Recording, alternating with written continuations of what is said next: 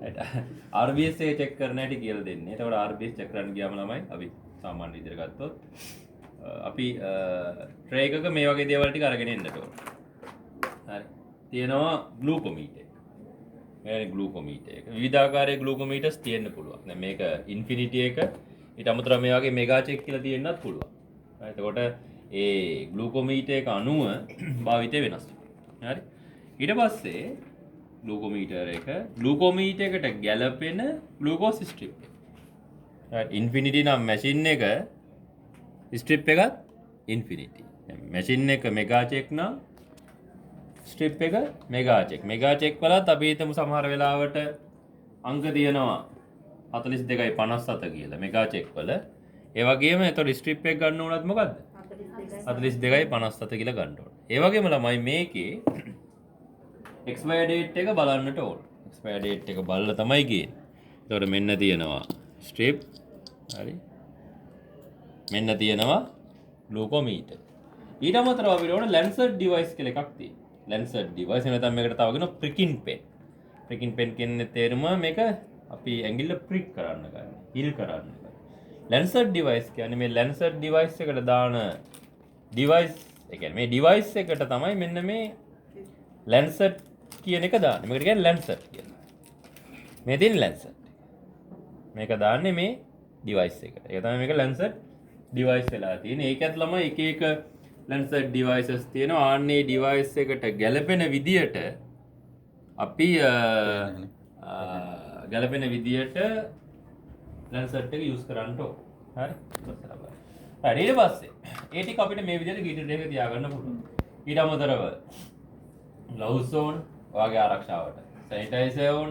ඒ වගේ මේකේ sharp item තියෙන ඒව දාන ෂාප් බින් එකක් ඕන. පිරිසිදු කාරකයේ විදියට. සර්ජිකල් ස්ප්‍රේට් ඕන. ඊට පස්සේ රෝගියාගේ ඇඟිල්ල පිරිසිදු කරන්න කොටන් සොප්ස් ඕන. මේවා විස බීජ නාශනය කරන දේවල් ඒව දාන්න කනදාසි බෑගයක් ඕන. ඊට අමතරව රෝගියාගේ ඩීටේල්ස් ටික ලියා ගන්න චූටි පොතක් ඒ වගේ නෝට්බුක් එකේ සහ පෑන තියෙන්නට ඕන. රයිට්.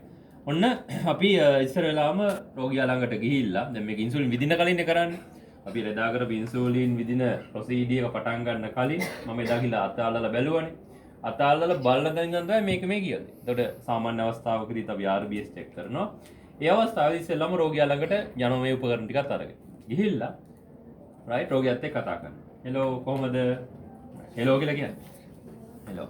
ඊට පස්සේ අපි රයිට් මේ විදියට නෝට්බුක් එකේ අපේ මේක නම් පැහැදිලි සටහන් නෝ නැත්නම් ඉතින් දිනේ දාගන්න. රයිට් 2025 10 11යි 6 මේ මම දිනේ දන්නේ නැතුව නෙමෙයි. අර ලෙඩා බය වෙලා නින්නේ. එයාගේ දැන් බය නැති කරන්න ඕනේ. ඒක නිසා වෙලාව ඒකත් අපි ලියා ගන්න. නම මිස් සජීවනි. සජීනි රයිට්. දැක්කනේ. වයස 27යි. අන්න ඒකත් ලියා ගන්න. ඊට පස්සේ අපි RBS චෙක් කරන්න යන්නේ මිස් කියලා RBS ටික ලියා ගන්න. පැහැදිලිනේ? දිනය ලිව්වා, වෙලාව ලිව්වා, නම ලිව්වා, වයස ලිව්වා, RBS කියලා. දැන් ඒක පැත්තකින් තියාගන්න. තියලා අපි සැනිටයිස් කර ගන්නවා. සැනිටයිස් නේ? ඊට පස්සේ අපි මිස්ගේ හුරු නැති අත දෙන්න. මේක හුරු නැති අත. right? හුරු නැති අත තියන්න බය වෙන්නේ නැතුව අපි චුට්ටක් මේ ග්ලව්ස් දාන්න කලින් සැනිටයිස් කරලා තියෙන අපි චුට්ටක් එයාගේ ඇඟිල්ල පොඩ්ඩක් අල්ලලා බලන්න. right? මිස් මෙන්න මේ ඇඟිල්ල තමයි අපි චුට්ටක් සිතුරු කියලා බලමු. මොකද අපි මේ ග්ලව්ස් දාන්න කලින් අල්ලන්නේ. එතකොට තමයි මට මෙයාගේ ඇඟිල්ලේ අර ඊයේ කිව්වා වගේ රළුභාවය දරා ගන්න. මොකද අවබෝධ කරගන්න පුළුවන්. ඊට පස්සේ සැනිටයිස් කරනවා. ඇල්ලුවනේ. ඊට පස්සේ මොකද කරන්නේ? ග්ලව්ස් දාගන්න. හරි. ගෙනල් දෙන්න. හරි ග්ලව්ස් දෙකක්. මේක දාන්න අපහසු දෙයක් ගෙනල් දෙන්න මේ ළම. අවම හරියට. කමන්නේ යනවා දාන්න.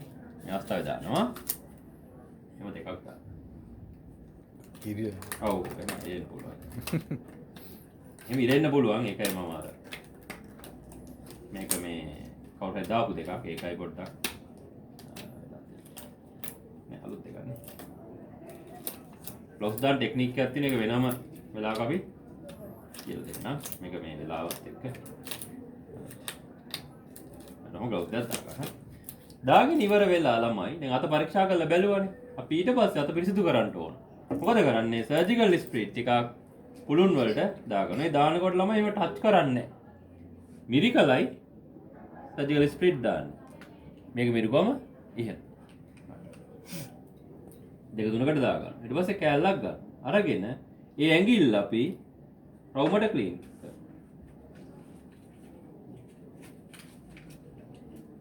ඉස්මේ ඇඟිල්ල කොහොමද ස්පර්ශ කරන්න එපා. කොහොමද තියාගන්න කියලා. මේක යවන කඩදාසි බෑගයට ඔහොම. ඊට පස්සේ ළමයි අපි ගන්නවා ලැන්සර් ඩිවයිස් එක. මේක හරියට බලාගන්න ලැන්සර් ඩිවයිස් එකෙන් ඩිවයිස් එකට වෙනස් වෙනවා. මොකද මේක ගත්තාම අපි ගලවන්නේ මෙන්න මෙතනින් අල්ලලා මෙහෙම කරකවනවා. එහෙම වැටෙන්න පුළුවන්. මෙහෙම මෙතනින් අල්ලලා මෙහෙම කරකවනවා. කවදාවත් මේ කෙලවරෙන් අල්ල කරකවන්න එපා. කෙලවරෙන් අල්ල කරකවුවොත් මේක ගැලවෙනවට වඩා මේක කැරකෙනවා. ඒක වැඩක් නෑ. ඒක තමයි ඔයාලා අනිවාර්යෙන් දැනගන්න ඕන. මෙතනින් ඇල්ලුවා මෙහෙම ගැලවෙනවා. ගලවලා මේක මෙහෙම තියන්න. මෙහෙම තිබුවොත් මොකෝ වෙන්නේ? කෙටලා ගිහලා වැටෙන්න පුළුවන් මෙහෙම තියන්න. ඊට පස්සේ මෙන්න ලැන්සර්ට් එක ගන්න. ලැන්සර්ට් එකේ කවදාවත් මේ බෝලෙන් අල්ලන්න එපා. බෝලේ ඇතුලේ තමයි ළමයි නීඩල් එක තියෙන්නේ. එතකොට මේකෙන් අල්ලලා කරන්න කිව්වොත් නීඩල් එක නැමෙනවා. එතකොට මෙතන හානියක් වෙන්න පුළුවන්. ඒ නිසා අපි ෂාෆ්ට් එකෙන් කඳෙන් අල්ලනවා. කඳෙන් අල්ලලා right මේ මෙතන තියෙනවා පොඩි දාරයක් වගේ පොඩි කැපුමක් තියෙනවා. අන්නේ කැපුමට ලැන්සර්ට් එකේ දාරයක් සෙට් වෙන විදියට මෙහෙම ඔබන. ඔබනකොට කවදාවත් මෙතන පොඩි ස්විච් එකක් තියෙනවනේ. ඒක අල්ලගෙන ඉඳගෙන ඔබන්න එපා. එතන මොකෝ වෙන්නේ මේක එබුණට ලොක් වෙන්නේ නැහැ. හරි මේ දුරින් අල්ලගෙන මෙහෙම. ඊට පස්සේ මේ විදිහට අත වෙනස් කරලා මෙහෙම තිබුණාද මෙතෙන්ට අරගෙන මේ බෝලේ දෙපාරක් කරකවන්න. කරකවල එළියට අදින්න. කරකවන්නේ මොකටද මේ නෙක් එක කැඩෙන්නේ. මේකේ නෙක් එක ගැලවෙන්න. ඊට මේක විසික් කරන්නත් පුළුවන් මේ ලැන්සර් ඩිවයිස් එකේ නම් සමහර ඒවා අපි විසික් කරන්නේ නැහැ. තියාගෙන ඉන්න. ඊට පස්සේ මේක මෙහෙම සම්බන්ධ කරනවා. මේ අර ඩොට් ඩොට් තියෙන තැනට මෙතන සෙට් වෙන විදියට තියලා කරකවන්න. ගල් සද්දයක් තමන්ට දැනෙනවා. ඊට පස්සේ මම මෙයාගේ අත නිකන් අල්ල බැලු වෙලාවේ මම එයාගේ තීරණය කරගත්ත කොච්චර රළුද කියලා. සාමාන්‍යයෙන් අපිට මෙයාගේ 5ට විතර දැම්මම ඇති. 4ට 5ට දැම්මම ඇති. සොෆ්ට් නිසා ඕක මේ බ්‍රික් වෙනවා. හැබැයි ටිකක් වැඩි හිටි කෙනෙක් ගෙන 6 විතර යන්නට ඕන. මොකද වැඩි හිටි කෙනෙක් වෙනකොට එයාගේ අපි චර්මය හොඳට ගන්න නිසා. right මෙන්න දැන් රෙඩි. තමන්ට සැකනම් මෙතනින් චුට්ටක් ප්‍රෙස් කරලා බලන්න පුළුවන්. ඇහෙනවා සද්දේ ලෝඩ්. ඊට පස්සේ මෙතනින් ලෝඩ් කරන්න. ලෝඩ් කරන්නේ පස්සේ වැඩි අදින්න එපා මේක කැඩලෙනවා. ඊට පස්සේ ඔයාලට බලන්න පුළුවන් මෙතන ඉස්සිලා තියෙනවා බලන්න. මෙතනින් අදිනකොට මොකද වෙන්නේ? ආන් ඉස්සේ. ඒකනේ මේ. ආන් ඉස්සේ. ඒ කියන්නේ ලෝඩ් වෙලා දැන් තියෙනවා. ඊට පස්සේ මේක පැත්තකින් තියෙනවා. ඊට පස්සේ ගන්නවා ග්ලූකෝ මීටර් එක. ග්ලූකෝ මීටර් එක අරගෙන ග්ලූකෝස් ස්ට්‍රිප් එක. බලනවා ඉන්ෆිනිටි නම්බර් එකක් තියෙනවා නම්බර් එකත් එක්ක ඕකේද එක්ස්පයර් ඩේට් එක ඕකේ. ඊපස්සේ ගන්නවා ස්ට්‍රිප් එකක්. වැඩි වෙලා අපි මේක වාතය නිරාවරණය කරවන්නේ නැහැ. ඉක්මනටම අරගෙන right මෙහෙම. ඇත්තට මෙහෙම වැඩිපුර මම ඒක පේන්න ඕන නිසා තමයි තිබ්බේ. නැත්නම් ඒකේ පෘෂ්ඨවල තියන්න බෑ. right. ඊට පස්සේ මේක අරගත්තට පස්සේ මෙහෙම ඊතලයක් තියෙනවනේ. මෙතන පොඩි ඊතලයක්. මේ තියෙන්නේ. ඒ ඊතලය කියන්නේ ඇතුල් කරන පැත්ත.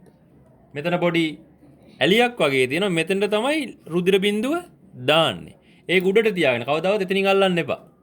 මොකද අතේ තියෙන කිමිකල් එකට යන්න පුළුවන්. ඒ නිසා මේ යට පැත්තෙන් අල්ලන්නෙත් නැහැ. මේ පැත්තෙන් අල්ලන්නෙත් නැහැ. මැදින් අල්ලගෙන මැෂින් එකේ මෙන්න මෙතෙන්ට තියලා මෙහෙම